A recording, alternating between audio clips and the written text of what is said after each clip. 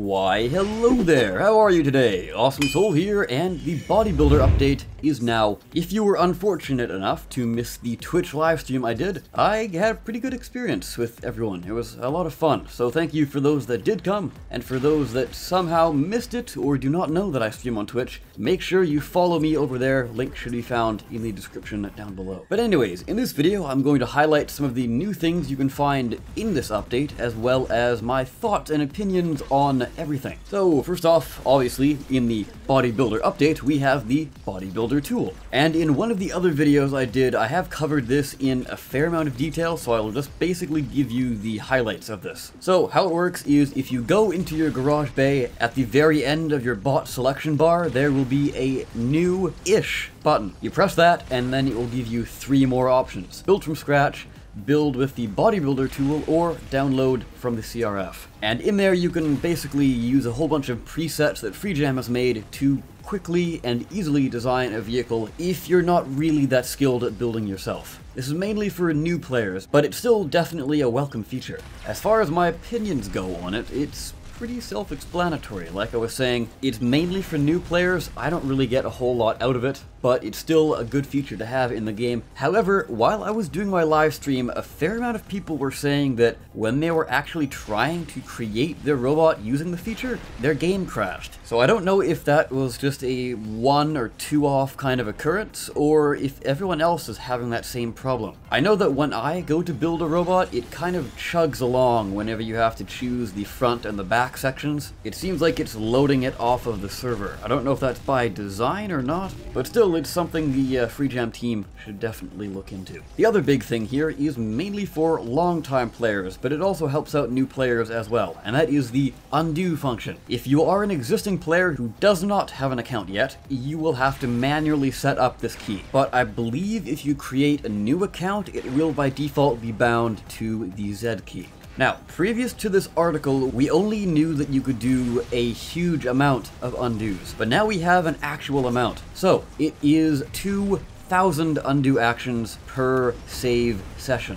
What exactly does this mean? Well, they write save sessions refresh when the user leaves the garage bay. So that's something very important to consider. If you are building, you make a mistake, and then you go out to check another bot to see, oh, maybe I can compare and contrast this bot with the other bot to see what I did wrong. You go back into your garage bay where you made the mistake, try and undo, it's not going to work. So just something to keep in mind. Other than that, it is still a very, very welcome feature to have. I know there have been times where I hear the block placement sound effect, and I don't think I actually placed anything, so hitting the undo button will help there instead of me trying to figure out what exactly just happened. Moving on from there, we come to a brand new part in the game, and these are actually cosmetic parts, but they still look really, really fancy. And I guess technically there's more than one. There are 3 to be exact. These are the human eye, cyborg eye, and feline eye. And as you can see by these animations, they certainly do add a whole lot of character to your creation. As far as the quote-unquote stats breakdown goes for these items, they are, as I said, cosmetic, but their rarity class is epic. So getting these is going to be a little bit on the difficult side. And not only that, it's going to be even more difficult because they come in a left and a right variant. So if you want to make the pair, you have to luck out and get both the left and the right. Also, it should be noted that they do drop as a single quantity item, so that means you're only getting 1. But that's pretty much all cosmetics, if I remember correctly. And the last thing you really need to point out here is, well, I guess 2 things. Like all cosmetics, they're not forgeable, and interestingly enough, they are 3 CPU rather than 1. But that does make sense as they are animated. Unfortunately, I haven't gotten my hands on any of these just yet, but from what I've seen for the little teaser video, they do seem very, very cool. Now, for those of you longtime players, you'll be happy to know that elimination is back as a brawl. So for those who loved the elimination mode way back in the day, it is back. Not sure for how long, but they do say that it is specifically a brawl mode, so as you know, those do get rotated out eventually. If for whatever reason you don't know what elimination is, basically you have 1 life, and if you die, there's no respawns. So you have to eliminate everyone on the enemy team for you to win. So the game mode is usually relatively fast and requires a lot of teamwork. Anyways, some of the other changes that you can expect to see see in the update. As I said earlier, there is a new button at the end of your robot select screen, which is the new robot button, which opens up a menu for you to go create robot, build from scratch, or download from the CRF. On top of that, every single health cube in the game is now free to purchase, and as such, recycling them will also not yield you any money. Now, this won't necessarily affect any of you unless you want to make an actual new account, or for some reason you've never played the game before. And that is, you will now get 10 top laser wasps, 10 plasma pulsars, 10 rail piercers, wheel discoverers, warthog, mech leg centaur, and hoverblade squall when you're starting out your account. On top of that, you will also get 10,000 of each common building block. And of course, if you've logged in already, you'll notice that the splash screen no longer has the Hallowfest theme to it. And that's obviously because Hallowfest is now over. So they reverted everything from that update,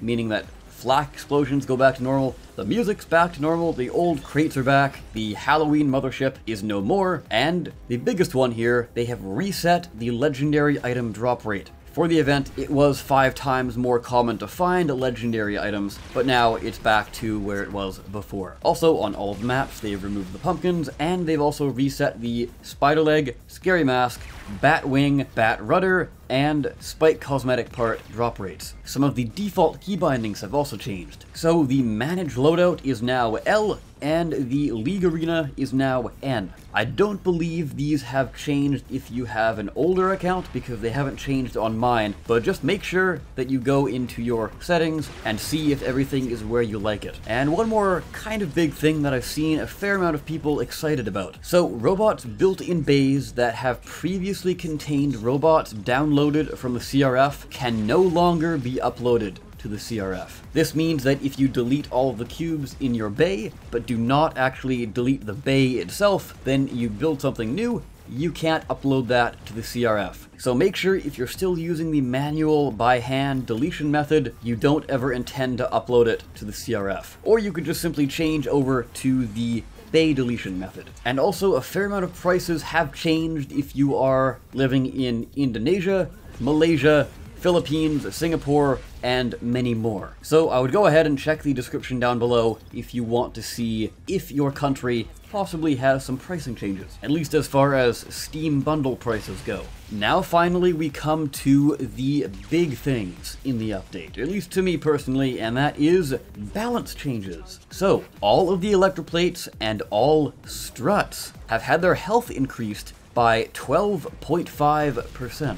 I haven't had a huge amount of time to play around with the electroplates or struts just yet, but on paper, it does seem to be a pretty substantial increase. But that's not all for electroplates, as they've had their mass reduced by a whopping 50%. Hopefully this spells out good things for electroplates, because they've been kind of lacking on the battlefield for quite some time. Definitely glad to see them making a comeback. Or at least, hopefully, make a comeback anyway. Some other things, hovers have had their, quote, pure carrying capacity increased. What they mean by pure, well, it means excluding the carry capacity meant to lift their own mass. We also have some things here that are good for people who like using thrusters in their builds. So the force of thrusters have been increased by 10%. And the force is obviously pushing force. So things like maneuvering thrusters, basically. They've also had their health increased by 20% across the board. And finally, the biggest thing here, at least in my opinion, both chain weapons have had their spin-up time reduced from 3 seconds all the way down to 2 seconds. Doesn't seem like a big change, but actually in-game,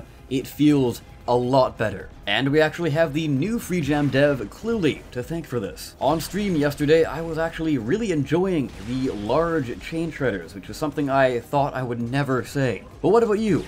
What do you think of all these balance changes, and what do you think of all of the brand new features added to the game? Of course, though, there are some bug fixes, but if you would like to read that for yourself, links to those can be found in the description down below. Oh, also, by the way, for those who are interested, I figured I'd throw this in here. The other Free Jam game, Card Life, has also recently updated as well. This update includes things such as crates, as well as some more memory optimizations. Now, something that is pretty big, and I'm sure most of you who have played the game already know all about this, there is a ongoing memory leak problem. And the dev team are aware of this, and they will fix it. Do not worry. So they say here, while we have done some memory optimizations to the server and reduced the overall memory footprint, we still haven't fixed the main memory leak on the client. We are actively working on this, and as soon as we have a fix, we will push it live. So definitely fantastic news there, because that was one of the big things that was kind of keeping me away from the game. About every 20 or so minutes, from what I've heard from other people, they would have to constantly